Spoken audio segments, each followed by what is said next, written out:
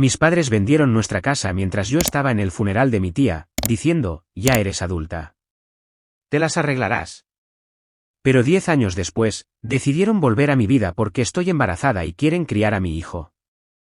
Nunca pensé que contaría esta historia, pero aquí va. Mi nombre es Mary, y todo esto empezó cuando tenía 18 años, recién salida del instituto, con lo que pensaba que era toda mi vida por delante. Mientras crecía, siempre me sentí como la rara de mi familia. Mi hermano, Mike, era 12 años mayor que yo, básicamente un adulto para cuando yo tuve recuerdos reales. Mis padres, Tom y Linda, parecían girar toda su vida en torno a él. No me malinterpretes, tenía un techo sobre mi cabeza y comida en la mesa, pero ¿apoyo emocional? Eso escaseaba. Mientras Mike recibía atención constante, elogios y lo que parecían recursos ilimitados, yo prácticamente me crié sola. Llegaba a casa de la escuela a una casa vacía, me preparaba mi propia cena y resolvía mis deberes sola. Mi madre preguntaba ocasionalmente por mis notas, pero eso era todo. Papá era aún más distante, normalmente solo asentía con la cabeza en mi dirección cuando pasaba a mi lado en el pasillo. La única conexión familiar real que tenía era con mi tía Sara. Vivía en el estado vecino, a unas 3 horas en coche. Y a pesar de la evidente aversión de mis padres hacia ella, siempre me encantó visitarla. Tía Sara tenía 3 hijos propios, Jessica, Daniel y Kate. Todos mucho mayores que yo, pero siempre tan amables. Me incluían en sus noches de juegos familiares, me llevaban de compras o simplemente se sentaban a hablar conmigo como si yo importara. Era un ambiente completamente diferente al de mi propia casa. Así que cuando recibí la llamada sobre el fallecimiento de tía Sara, quedé devastada. Llevaba un tiempo enferma, pero aún así me golpeó como un camión. Mamá, tía Sara murió, dije, con lágrimas corriendo por mi rostro. El funeral es este fin de semana. Mi madre apenas levantó la vista de su teléfono. Qué desafortunado. Vamos a ir, ¿verdad? Pregunté. No, no vamos a ir, intervino mi padre desde su sillón reclinable. Sabes que no nos llevamos bien con esa parte de la familia. Pero es tu hermana. Protesté. Era mi hermana, corrigió mamá fríamente. Y sería inapropiado que apareciéramos después de todos estos años sin hablarnos. No podía creer que estuvieran siendo tan insensibles. Bueno, yo voy a ir. Mi madre suspiró dramáticamente. Bien. Puedes ir a representar a la familia. Ya tienes 18 años, eres adulta. Puedes tomar tus propias decisiones. Te llevaré a la estación de autobuses, ofreció papá, sorprendiéndome con esa pequeña amabilidad. Al día siguiente, empaqué una pequeña maleta, pensando que me iría solo por el fin de semana. Antes de irme, mamá me dio algo de dinero en efectivo para el billete de ida y vuelta. Jessica, mi prima mayor, me recogió en la estación. Me abrazó fuerte en cuanto me vio, ambas llorando. Gracias por venir, Mary. Mamá te quería mucho, ¿sabes? Yo también la quería, logré decir entre lágrimas. El funeral fue hermoso y desgarrador. Me senté con mis primos en la primera fila, consciente de los susurros sobre la ausencia de mis padres. El esposo de Jessica mantenía su brazo alrededor de los hombros de ella mientras Daniel consolaba a Kate. Me sentí parte de su familia y dolorosamente consciente de la ausencia de la mía. Lo que debía ser un fin de semana se convirtió en una semana mientras ayudaba a mis primos a revisar las pertenencias de tía Sara. Reímos y lloramos viendo fotos antiguas, incluyendo muchas mías de niña visitándolos durante los veranos. En mi última noche allí, cenamos juntos, compartiendo recuerdos de tía Sara. Se sintió más como una cena familiar real que cualquier cosa que hubiera experimentado en casa. Puedes quedarte más tiempo si quieres, ofreció Jessica. Gracias, pero debería volver.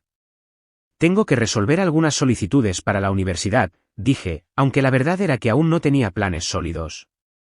Mis padres habían sido vagos sobre ayudar con la matrícula, siempre cambiando de tema cuando lo mencionaba. A la mañana siguiente, Jessica me llevó a la estación de autobuses.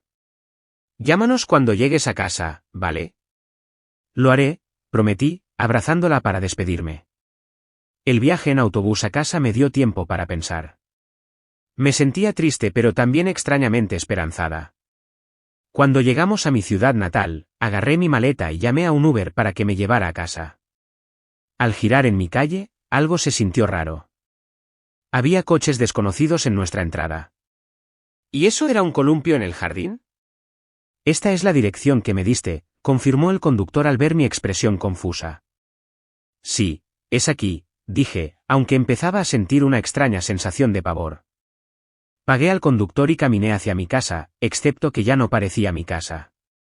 Las cortinas eran diferentes. Había juguetes infantiles de colores esparcidos por el césped. Con manos temblorosas, llamé al timbre. Una mujer que nunca había visto antes abrió la puerta, con un niño pequeño en la cadera. ¿Puedo ayudarte?, preguntó. Vivo aquí, tartamudeé. La expresión de la mujer cambió de amistosa a preocupada. Oh, debes ser Mary. Como sabía mi nombre, sí, soy yo. Compramos esta casa la semana pasada, explicó suavemente. Los dueños anteriores dijeron que podrías pasar por aquí. Dejaron algunas cajas para ti en el garaje. Sentí que me iba a desmayar. ¿Mis padres vendieron nuestra casa? Lo siento mucho, dijo, pareciendo genuinamente compasiva. Dijeron que te dijera que hay 3 cajas con tus cosas en el garaje. Aturdida, la seguí hasta el garaje. Efectivamente, 3 cajas de cartón estaban en una esquina, etiquetadas como cosas de Mary, con la letra de mi madre. ¿Estaría bien si las dejo aquí por ahora?, pregunté, mi voz apenas audible. Todavía no sé dónde llevarlas. Por supuesto, dijo la mujer, la preocupación evidente en sus ojos. Podemos guardarlas hasta que resuelvas las cosas. Mientras me alejaba de mi antiguo hogar, llamé frenéticamente al móvil de mi madre. Sin respuesta. Intenté con mi padre. Directo al buzón de voz. Llamé una y otra vez, el pánico creciendo en mi garganta. Encontré un banco en una parada de autobús cercana y me senté, tratando de procesar lo que acababa de suceder. Después de varios intentos fallidos más de contactar a mis padres, decidí llamar a mi hermano, Mike. Respondió al tercer tono. ¿Diga? Su voz era cautelosa, como si supiera exactamente por qué llamaba. Mike, ¿qué demonios está pasando? Acabo de volver del funeral de tía Sara, ¿y nuestra casa está vendida? ¿Dónde están mamá y papá? Hubo una larga pausa antes de que respondiera. Se mudaron, Mary. Están aquí conmigo ahora. ¿Así que simplemente me abandonaron? ¿Me dejaron sin hogar sin siquiera avisarme? Estaba gritando ahora, sin importarme quién oyera. Mike, tienes 18 años, Mary, dijo. Ya eres adulta. Eres lista. Te las arreglarás. Solo dime dónde estáis. Necesito hablar con ellos. No, Mary, no vengas aquí. Nadie te necesita aquí. Colgó antes de que pudiera decir nada más. Las lágrimas corrían por mi cara ahora. Mi propia familia me había descartado como si no fuera nada. Mi mente iba a toda velocidad. No tenía hogar, poco dinero y aparentemente ninguna familia que me quisiera. Caminé hasta una cafetería cercana, pedí el café más barato del menú y traté de pensar. Sentada allí, viendo a familias y amigos reír juntos, los recuerdos volvieron. Todas esas veces que mis padres se perdieron mis obras de teatro escolares pero condujeron horas para ver los partidos de fútbol de Mike. Como le organizaban fiestas de cumpleaños elaboradas pero olvidaron la mía por completo un año. Como aprendí a cocinar mis propias comidas a los 10 años porque siempre estaban demasiado ocupados con las actividades de Mike. Siempre supe que lo preferían a él, pero nunca imaginé que literalmente me abandonarían. La realización me golpeó fuerte, nunca me quisieron realmente en primer lugar. Mientras estaba sentada allí sintiendo lástima por mí misma, recordé a mis primos. Habían sido tan amables durante mi estancia. Sin nada que perder, llamé a Jessica. ¿Mary? ¿Llegaste bien a casa?, respondió alegremente. No exactamente, dije, mi voz quebrándose. Le conté todo lo que había pasado. ¡Esos cabrones!, exclamó Jessica, haciéndome saltar. Lo siento mucho, Mary. Eso es más que cruel. No sé qué hacer, admití. No tengo a dónde ir. Sí que tienes, dijo Jessica firmemente. Vuelves aquí ahora mismo. Daniel te transferirá dinero para un billete. Sube al primer tren que puedas. ¿Y mis cosas en la casa? Ya resolveremos eso. Solo llega aquí a salvo. Con un nuevo propósito, me dirigí a la estación de tren. Daniel ya había enviado suficiente dinero para un billete y algo más. Antes de subir, llamé a los nuevos propietarios y arreglé que enviaran mis cajas a la dirección de Jessica. El viaje en tren me dio tiempo para pensar. Estaba enfadada, herida y asustada, pero también extrañamente aliviada. Durante años, había estado tratando de ganarme el amor de mis padres, siempre sintiendo que me quedaba corta. Quizás ahora podría dejar de intentarlo. Cuando llegué, mis 3 primos estaban esperando en la estación.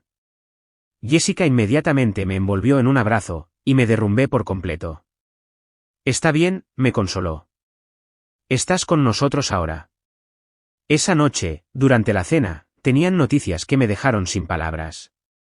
Hay algo que tenemos que decirte, dijo Daniel. Mamá te dejó algo en su testamento, $30,000 para tu educación. No podía hablar. Era más dinero del que había tenido en mi vida. Más importante aún, era una prueba tangible de que tía Sara se había preocupado por mi futuro. No sé qué decir, logré decir finalmente. Di que lo usarás para la universidad, sonrió Jessica. Hay una universidad pública decente aquí mismo en la ciudad. Podrías quedarte con nosotros o en casa de mamá. Aún no la vamos a vender. Por primera vez desde que descubrí la traición de mis padres, sentí un rayo de esperanza. Quizás podría hacer que esto funcionara después de todo. Necesito encontrar un trabajo, dije, pensando en voz alta. Y solicitar admisión a la universidad. Paso a paso, me tranquilizó Daniel. Te ayudaremos. Esa noche, mientras yacía en la cama de invitados en casa de Jessica, me di cuenta de algo importante. La familia no es solo cuestión de sangre. Se trata de quien está ahí para ti cuando más los necesitas. Mis padres y mi hermano podrían haberme abandonado, pero no estaba sola. Tenía una familia real después de todo. A la mañana siguiente, me desperté con una nueva determinación. Iba a construir una vida para mí, con o sin la ayuda de mis padres, e iba a hacer que tía Sara se sintiera orgullosa. Las siguientes semanas fueron un torbellino de actividad. Con la ayuda de mis primos, solicité admisión en el Community College local y fui aceptada para el semestre de otoño. Decidí especializarme en administración de empresas, lo suficientemente práctico como para conseguir un trabajo decente después de graduarme, pero también algo que realmente me interesaba. Jessica y su esposo, Mark, insistieron en que me quedara con ellos en su casa. Vivir con la familia de Jessica ese primer año fue exactamente lo que necesitaba: apoyo, estabilidad y calidez. Su hija de 5 años, Emma, rápidamente se encariñó conmigo, siempre queriendo que le leyera cuentos antes de dormir. Sabía que no podía pagar la universidad solo con el dinero de tía Sara. Los $30,000 cubrirían unos 3 años de matrícula en la universidad local, pero no los 4 años completos que necesitaba. Así que empecé a buscar trabajo de inmediato. Después de una semana de entregar solicitudes, me contrataron en una librería local. El salario no era excelente, pero las horas eran lo suficientemente flexibles como para compaginarlas con mi horario de clases. A pesar de trabajar a tiempo parcial y llevar una carga completa de cursos, me aseguré de pasar tiempo con mis primos. Empezamos una tradición de cenas dominicales en casa de Jessica, donde Mark asaba lo que estuviera de oferta esa semana, y todos nos reuníamos alrededor de su mesa de comedor, hablando y riendo. La universidad fue desafiante pero gratificante. Me sumergí en mis estudios, en parte para distraerme de los pensamientos sobre mis padres, y en parte porque estaba decidida a hacer algo de mí misma. Mis calificaciones del primer semestre fueron todas A pesar de mi horario de trabajo.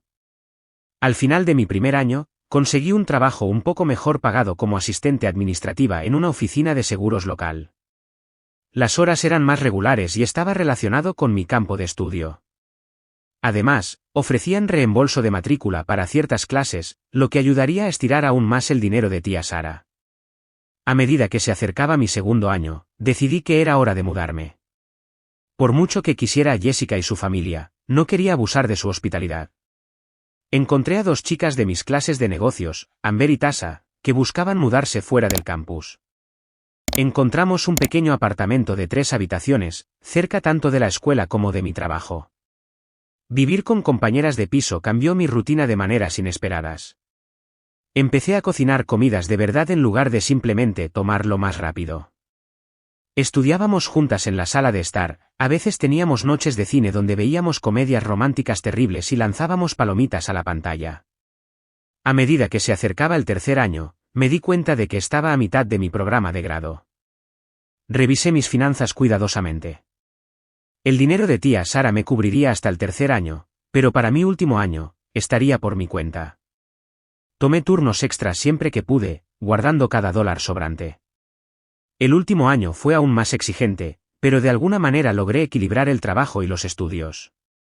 Cuando finalmente llegó el día de la graduación, mis primos estaban todos allí, animándome mientras cruzaba el escenario.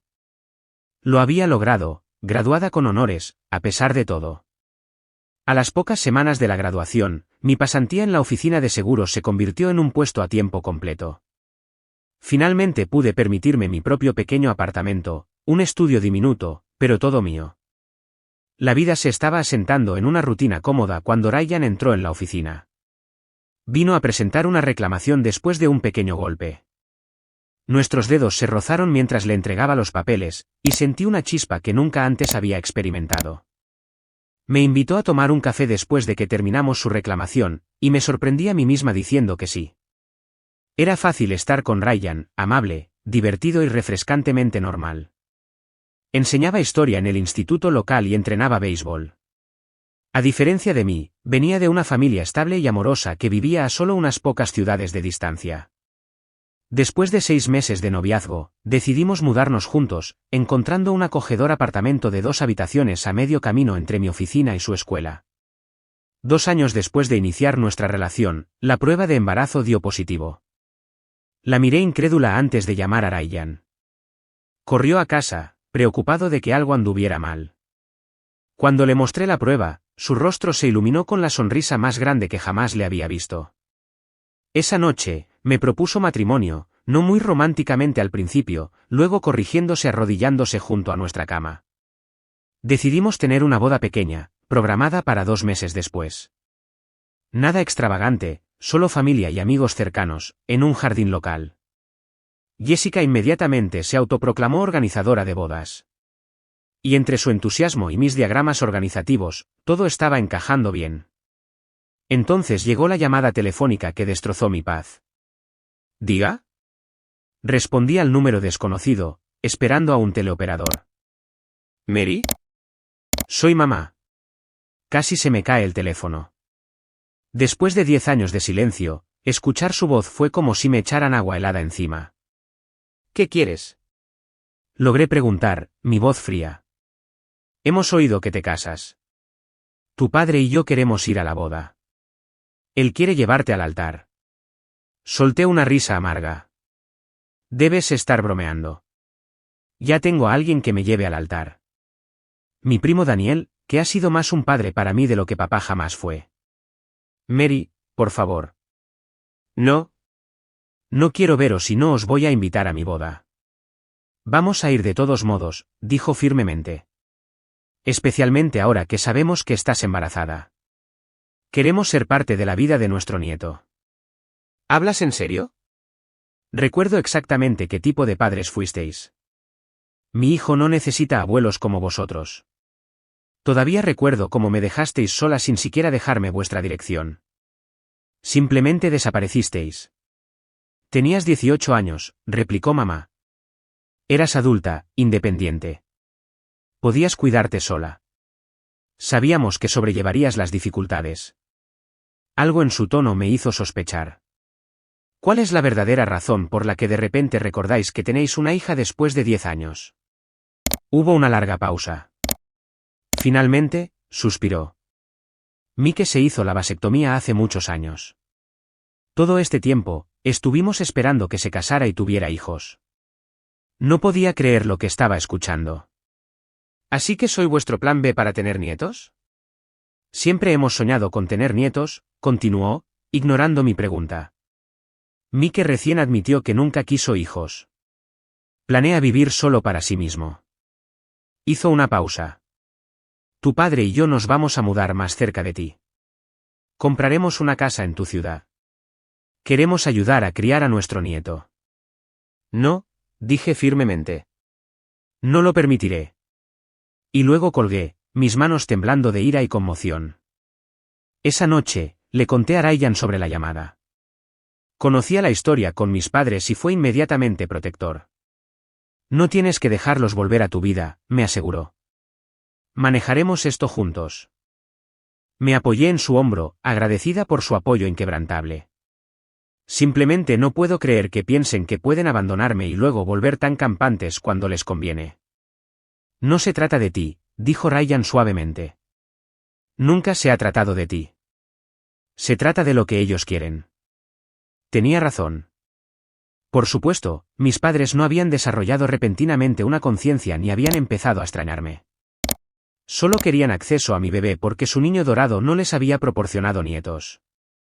Esa noche, mientras Ryan y yo yacíamos en la cama, su mano descansando protectoramente sobre mi vientre a un plano, tomé una decisión. No voy a dejar que arruinen esto para nosotros, dije. Este bebé, nuestra boda, nuestra vida juntos, es nuestra, no de ellos. Esa es mi chica, sonrió Ryan, acercándome más. Pase lo que pase, lo enfrentaremos juntos. Y por primera vez desde esa inquietante llamada telefónica, realmente creí que todo podría estar bien. Después de esa inquietante llamada con mi madre, me volqué en los preparativos de la boda. No iba a permitir que la repentina reaparición de mis padres arruinara lo que debería ser el día más feliz de mi vida. 2 semanas antes de la boda, recibí una llamada inesperada de Karen, una vieja amiga de mi madre. Mary, necesito decirte algo, dijo, su voz baja, como si temiera ser escuchada. Tus padres todavía planean ir a tu boda. Me contaron su plan. Van a aparecer y anunciar públicamente que quieren hacer las paces contigo frente a todos tus invitados. Creen que no podrás rechazarlos entonces, y tendrás que reanudar el contacto con ellos. Agradecí a Karen por la advertencia e inmediatamente llamé a Ryan, quien vino directamente a casa desde la escuela. Esos imbéciles manipuladores. Bufó cuando se lo conté. Tenemos que decírselo también a mis padres. Los padres de Ryan, Diane y Bill, se habían convertido en los suegros comprensivos que nunca pensé que tendría. Cuando les contamos el plan de mis padres, se indignaron. Necesitáis seguridad, sugirió Bill. Conozco una empresa que se encarga de eventos. Pueden mantener fuera a los invitados no deseados. Sin dramas. Contratamos a 2 guardias de seguridad, a quienes se les informó con fotos de mis padres e instrucciones estrictas de no dejarlos entrar bajo ninguna circunstancia. Parecía extremo, pero no iba a correr riesgos. El día de nuestra boda, yo era un manojo de nervios mientras me preparaba con Jessica y Kate en el lugar del jardín. La coordinadora llamó a la puerta de nuestra suite nupcial, luciendo incómoda. Hay una situación en la entrada, dijo. Una pareja que dice ser tus padres exige entrar. La seguridad lo tiene controlado, pero están montando una escena. Cerré los ojos, tratando de calmar mi respiración. ¿Qué están haciendo? El hombre grita que es el padre de la novia y tiene derecho a llevar a su hija al altar. Los guardias de seguridad no los dejan pasar. Desde la ventana, pude ver a mis padres siendo escoltados de regreso a su coche por los guardias de seguridad. Mi padre estaba rojo de ira, gesticulando salvajemente. Mi madre lloraba, o fingía llorar. Se habían vestido con sus mejores galas de domingo, claramente esperando ser parte de la ceremonia. ¿Estás bien?, preguntó Kate suavemente. De hecho, sí, me di cuenta. Sigamos con la boda. La ceremonia fue hermosa. Daniel me llevó orgullosamente por el pasillo hasta donde esperaba Ryan, luciendo guapo en su traje gris marengo. Mis primos y sus familias llenaron las primeras filas, junto con la gran y bulliciosa familia de Ryan, que me había acogido como a una de los suyos. Habíamos escrito nuestros propios votos, y no había un ojo seco en la sala cuando terminamos. Cuando nos declararon marido y mujer, sentí que un peso se levantaba de mis hombros. Esta era mi familia ahora, elegida, no solo dada por sangre. A la mañana siguiente, Partimos para nuestra luna de miel, unas vacaciones de una semana en la playa que habían sido el regalo sorpresa de Ryan para mí. Necesitaba desesperadamente esta escapada, este tiempo para estar juntos antes de que llegara el bebé. Sabía que una vez que llegara nuestro hijo, los viajes quedarían en suspenso por bastante tiempo. La luna de miel fue perfecta, días perezosos en la playa, cenas románticas y nada de drama familiar. Por primera vez en semanas, no pensé en mis padres en absoluto. Cuando regresamos a casa, todo estaba tranquilo y en paz. Pasaron semanas sin contacto de mis padres, y empecé a creer que finalmente se habían rendido. Estaba equivocada. Primero empezaron los mensajes de texto. Mensajes de números que no reconocía, claramente mis padres usando diferentes teléfonos. Luego vinieron las llamadas, varias veces al día. Bloqueaba cada número, pero simplemente usaban otro. Dejaban mensajes de voz, suplicando ser parte de la vida de su nieto. El estrés me estaba pasando factura. Estaba embarazada de casi 6 meses y mi médico me advirtió sobre mantener baja mi presión arterial. La situación llegó a un punto crítico una tarde cuando conducía a casa desde una cita prenatal. Un coche se detuvo a mi lado en un semáforo en rojo y, para mi horror, vi a mis padres dentro. Mi padre bajó la ventanilla. «Mary, detente ahora mismo. Necesitamos hablar contigo». Cuando el semáforo cambió, aceleré, pero me siguieron. Con el corazón palpitante, conduje directamente a casa, corrí adentro y cerré la puerta con llave detrás de mí. Mis padres se detuvieron en nuestra entrada, tocando la bocina y gritando. Con manos temblorosas, llamé a Ryan, que todavía estaba en la escuela. «Están aquí, fuera de nuestra casa», le dije, tratando de mantener la voz firme. «No abras la puerta», dijo inmediatamente. «Llama al 911. Voy de camino». La policía llegó antes de que mis padres pudieran hacer algo más que golpear la puerta y gritar. Fueron detenidos y llevados a la comisaría. Ryan me abrazó mientras me derrumbaba después de que se fueran. «Esto tiene que parar», dijo firmemente. «Vamos a solicitar una orden de alejamiento». Al día siguiente, nos reunimos con un abogado especializado en casos de acoso. Proporcioné copias de todos los mensajes de texto y mensajes de voz, las grabaciones de vídeo de las cámaras de seguridad de nuestra boda y el informe policial del incidente del día anterior. «Tenéis un caso sólido», nos aseguró el abogado, «especialmente con tu embarazo. Ningún juez verá con buenos ojos un comportamiento que someta a una futura madre a este tipo de estrés». Decidí no asistir a ninguna de las audiencias judiciales, incapaz de enfrentarme de nuevo a mis padres. Ryan fue con nuestro abogado mientras yo me quedaba en casa, preparando la habitación del bebé. Un mes después, el juez nos concedió una orden de alejamiento integral. A mis padres se les prohibió legalmente contactarme, acercarse a nuestra casa, a mi lugar de trabajo o a la escuela de Ryan. Cualquier violación resultaría en consecuencias inmediatas. Cuando nuestro abogado llamó con la noticia, me senté en el suelo de la habitación del bebé y lloré de alivio. «Se acabó», dijo Ryan, arrodillándose a mi lado. «Ya no pueden molestarnos más».